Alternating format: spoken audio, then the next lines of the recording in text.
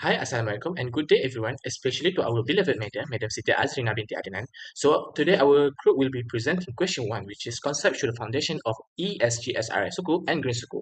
In this presentation, we will briefly explain the concept, key characteristic, and the importance of ESG or SRI Suku and Green Suku in promoting sustainable and responsible financing. Let's begin. So first, let me introduce our group members.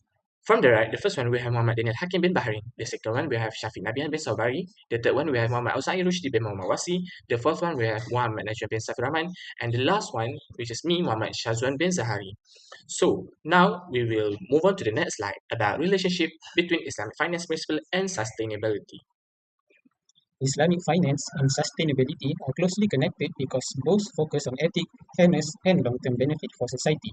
Islamic finance follows Sharia principles such as the prohibition of riba, which means avoiding interest-based transaction and the avoidance of gharar, or excessive uncertainty. It also prevents investment in harmful or unethical activities like gambling and alcohol industries. These principles are very similar to ESG values because they promote responsible investment, transparency, accountability, and social welfare. In addition, the concept of Maqasid al-Sharia supports sustainability by protecting human well-being, wealth, and future generations. This shows that Islamic finance is not only about profit, but also about creating positive social and environmental impact. Therefore, ESG and Islamic finance work together to support sustainable development goals, including environmental protection and economic stability. ESG or SRI Sukuk and Green Sukuk are examples of how Islamic finance can contribute to sustainable development. These instruments combine Sharia compliant financing with environmental and social objectives. Based on the case study, ESG or SRI Sukuk are commonly used to finance projects such as renewable energy, green buildings, healthcare, education, and sustainable infrastructure. These projects help improve society while protecting the environment. Besides that, Islamic finance encourages ethical investment practice, environmental responsibility, social justice, and sustainable economical growth. Malaysia is also recognized as a global leader in this area. In 2014, Malaysia introduced the world's first SRI Sukuk framework through the Security Commission, Malaysia. Later, in 2017, Malaysia issued the world's first Green Sukuk to support renewable energy projects. This proves that Islamic finance can play an important role in achieving both financial growth and sustainability goals. So, do you guys know the difference between conventional bond and sukuk? Let me explain to you. First, let's look at the definition. A conventional bond is a financial instrument where investors lend money to the issuer, such as government or company, and receive interest payment in return. In contrast, sukuk is an Islamic investment certificate that represents ownership or equity in an underlying asset. Instead of lending money, investment own a share of the asset or project. Next is the primary level relationship. For conventional bond, the relationship is based on a loan agreement between the investor and the issuer. However, Suku is based on Sharia compliance contracts such as sales, lease, partnership, agencies, and income-generating asset. Moving on the issuer, both conventional bonds and Suku can be issued by government and semi-government entities. The difference is that Suku can also be issued by private sector organization through Sharia compliance structure. Next difference is the issuance process. Conventional bonds only require approval from the Securities Commission, while Suku must be approved by both the Security Commission and qualified Sharia scholar to ensure compliance with Islamic principle. Lastly, the returns to investor. Investor in conventional bonds earn returns through interest payment to the loan provided to the issuer. While for Suku, returns are generated from profit, rental income, or earnings from the underlying asset rather than interest. This makes Sukuk compliant with Islam finance principle which prohibit the charging of interest. Now, I will discuss the key characteristic of ESG/SRI Sukuk and Green Sukuk. It's a Sharia compliant investment instrument that combines Islamic finance principle with sustainability objective. It promotes responsible investment practices that create positive impacts on the environment, society, and economy. Green Sukuk is a specific type of sukuk that focuses on environmentally friendly projects such as renewable energy, green technology, and sustainable development.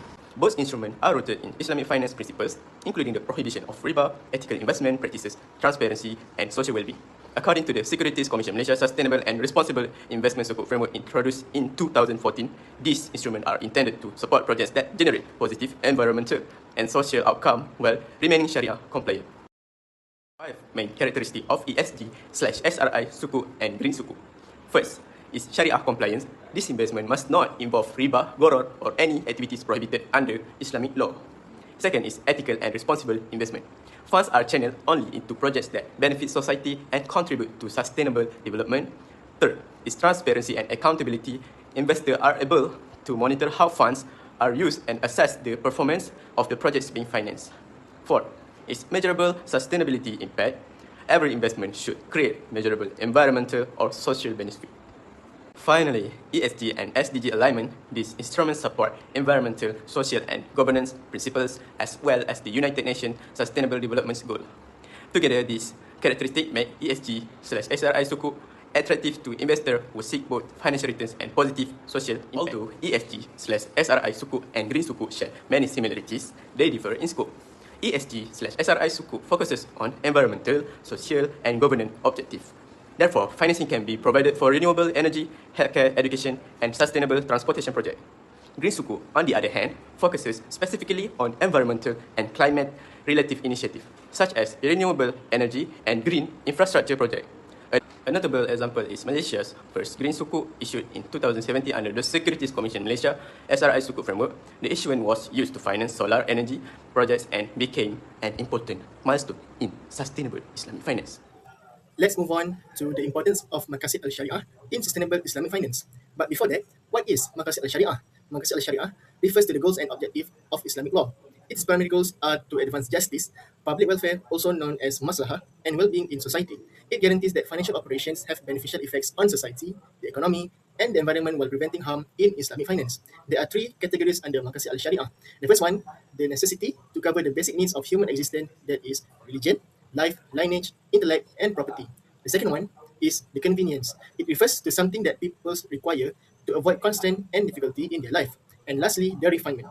It refers to the interest to make human life easier that would lead to a better life and progress in morality and spiritually in the Muslim society.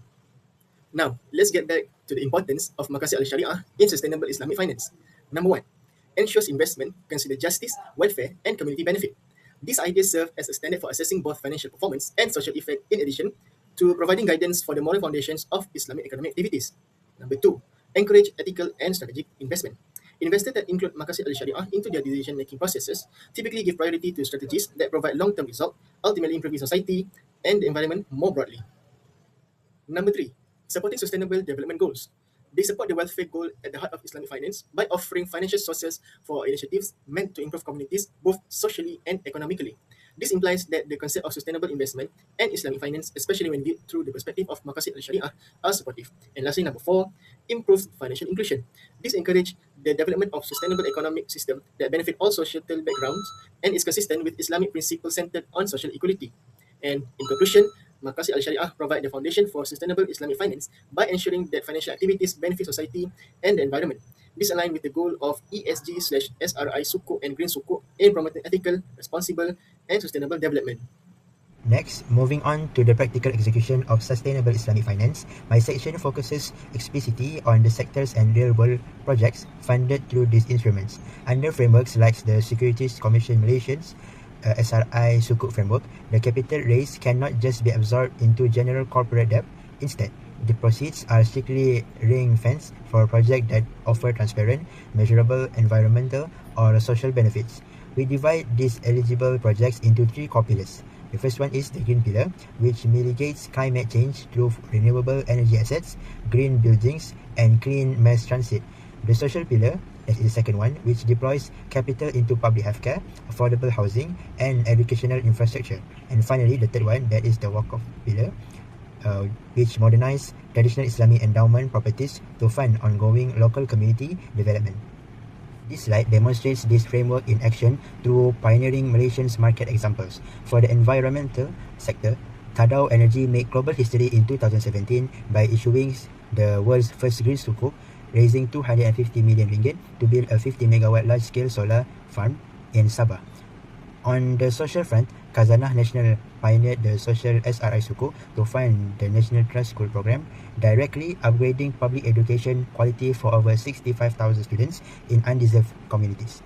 These examples prove that sustainable sukuk are robust financial instruments that perfectly bridge a commercial capital with global sustainability goals.